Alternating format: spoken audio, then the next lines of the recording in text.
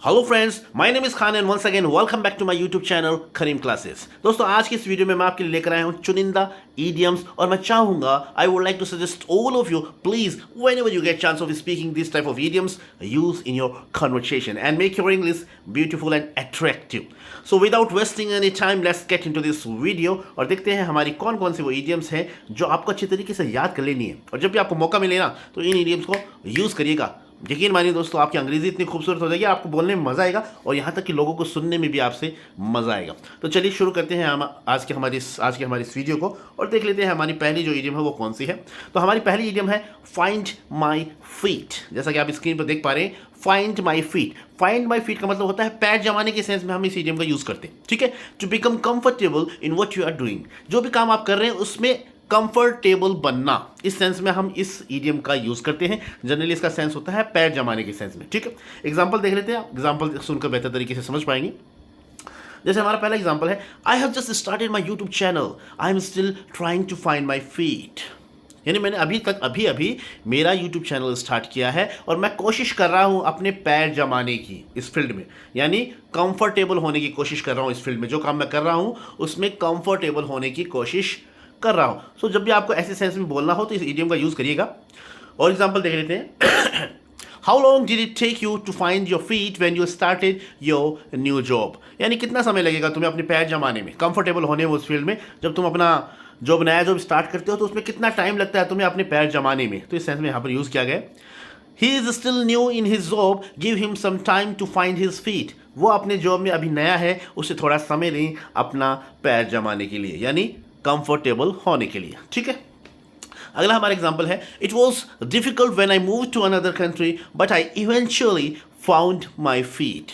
यानी शुरू में जब मैं दूसरे देश में गया तो वहाँ पर जब मैं गया तो थोड़ा मेरे लिए मुश्किल था, लेकिन धीरे धीरे आखिरकार मैं वहाँ पर अपने पैर जमा पाया, यानी अपने आप को वहाँ पर कंफर्ट कर पाया, कंफर्टेबल पोजीशन में मैं आ पाया। तो इस तरीके से इस ईडियम का आप यूज़ कर सकते हैं। बहुत ही इंटरेस्टिंग है, बहुत ही यूज़फुल है और मैनी टाइम्स हम हमारे डेली रूटीन में इस ईडियम का यूज़ करते हैं। ठीक है, अगला हमारा जो नेक्स्ट ईडियम है वो भी काफ़ी इंटरेस्टिंग है और वो ये है bye a lemon. Bye a lemon का मतलब होता है कोई बेकार चीज़ खरीदना। ठीक है, जब भी कोई आप बेकार चीज़ खरीदते हैं, कोई चीज़ बेकार होती है तो उसके सेंस में हम इस ईडियम का यूज़ करते हैं, to buy a defective item, यानी कोई बेकार चीज़ खरीदना। किस तरीके से एग्जाम्पल सेंटेंस में हम यूज़ करेंगे वो देख लेते हैं।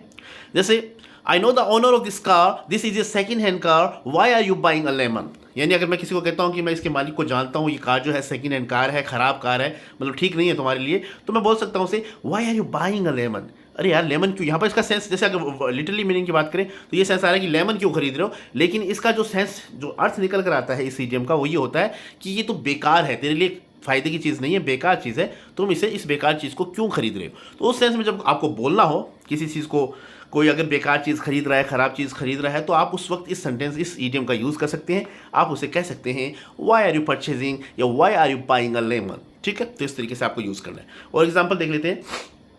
The phone looked good and packed with features. I had no way of knowing I was buying a lemon. यानी फ़ोन जो था वो अच्छा दिख रहा था, एकदम पूरा फीचर्स से, जितने भी उसमें फीचर होते सब फीचर्स नज़र आ रहे थे, लेकिन मुझे क्या पता था कि मैं यानी बाइंग ए लेमन, यानी मैं एक बेकार चीज़ खरीद रहा हूँ। ठीक है, तो इस काफ़ी इंटरेस्टिंग इडियम है, यूज़ करिएगा। The car I boat was a real lemon. जिस कार को मैंने खरीदा वो क्या थी, वो बेकार थी, यानी एक वो कार क्या थी, एकदम बेकार थी। तो यहाँ पर इस ईडियम का यूज़ मैंने किया है। ठीक है, तो कुल मिलाकर मैं समझता हूँ आप समझ गए होंगे इस ईडियम को। जब भी आपको बोलना हो किसी भी बेकार चीज़ के सेंस में तो आप बोल सकते हैं बाय अ लेमन। ठीक है, अब बात करते हैं हमारी नेक्स्ट ईडियम की, और नेक्स्ट ईडियम है सिट टाइट। सिट टाइट का मतलब होता है सब्र रखो, हैव पेशेंस, यानी सब्र रखने के सेंस में, धैर्य रखने के सेंस में आप इस ईडियम का यूज़ कर सकते हैं। जैसे, sit tight and keep practicing English. One day you will be able to speak English fluently. यानी धैर्य रखो, सब्र रखो और प्रैक्टिस करते रहो इंग्लिश की, एक दिन तुम भी इंग्लिश बोल पाओगे। तो इस तरीके से आप सिट टाइट का यूज़ कर सकते हैं। और एग्जांपल देख लेते हैं। Sit tight, it takes time to learn something new. धैर्य रखिए, सब्र रखिए, समय लगता है कुछ नया सीखने में। ठीक है, we will be there soon, just sit tight and don't go anywhere. यानी हम जल्दी वहाँ पहुँचेंगे, धैर्य रखो, कहीं इधर उधर मत जाना। तो इस सेंस में कहने का मतलब, सिट टाइट का मतलब यही होता है, सब्र रखो, हैव पेशेंस। ठीक है, तो इस सेंस में आप बोल सकते हैं जनरली। अब बात करते हैं हमारी नेक्स्ट इडियम की, काफ़ी इंटरेस्टिंग है, प्ले गूसबेरी। प्ले गूसबेरी का मतलब होता है कबाब में हड्डी बनना।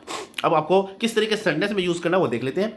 जैसे he didn't want to play gooseberry so he left them alone, यानी वो कबाब में हड्डी नहीं बनना चाहता था इसलिए उसने उनको छोड़ दिया, यानी उनको छोड़कर वो चला गया। ठीक है, you both can go there, तुम वहां जा सकते हो दोनों। I don't want to play gooseberry, मैं तुम्हारे बीच में कबाब में हड्डी नहीं बनना चाहता। I don't like playing gooseberry, यानी मैं कबाब में हड्डी बनना पसंद नहीं करता। तो इस तरीके से कबाब में हड्डी मतलब किन्हीं दो लोगों के बीच में जाकर अब टांग अड़ाना, ठीक है ना, इंटरफेयर करना। तो इस तरीके से इस सेंस में हम बोल सकते हैं प्ले गूसबेरी, यानी कबाब में हड्डी बनना। ठीक है अब हमारी नेक्स्ट स्ट्रक्चर है वो है बटर अप। बटर अप का मतलब होता है मस्का लगाना। ठीक है, किसी की चापलूसी करना, मस्का लगाना। तो उस सेंस में हम इस इडियम का यूज करते हैं। एग्जांपल देख लीजिए, why are you buttering me up, I want let you go. मुझे मक्खन क्यों लगा रहे हो, मुझे मस्का क्यों लगा रहे हो, मैं तुम्हें नहीं जाने दूंगा। Stop buttering me up and tell me what you want, मक्खन लगाना बंद करो, मस्का लगाना बंद करो और बताओ तुम क्या चाहते हो। He keeps buttering me up but I know him very well, यानी वो हमेशा मुझे मस्का लगाता रहता है लेकिन मैं उसे अच्छी तरीके से जानता हूं। तो इस तरीके से आज के इस वीडियो में मैंने आपको 5 इडियम्स बताई और मैं आपको सजेस्ट करना चाहूँगा, रिकमेंड करना चाहूँगा, जब भी आपको मौका मिले इन इडियम्स को आप अपनी डेली रूटीन में यूज़ करिएगा। काफ़ी इंटरेस्टिंग है और यकीन मानिए दोस्तों, ये इडियम्स आपकी इंग्लिश को बेहतर से बेहतरीन बना देगी। So this is all about the video. I hope you like this video, and if you did, please give it a like and share with your friends and siblings who are interested in learning this language. And once again, thank you so much for watching this video till the very end. See you soon in next video. Till then, take care of yourself. Keep watching, keep growing, keep learning, keep smiling. Once again, thank you. Have a nice day.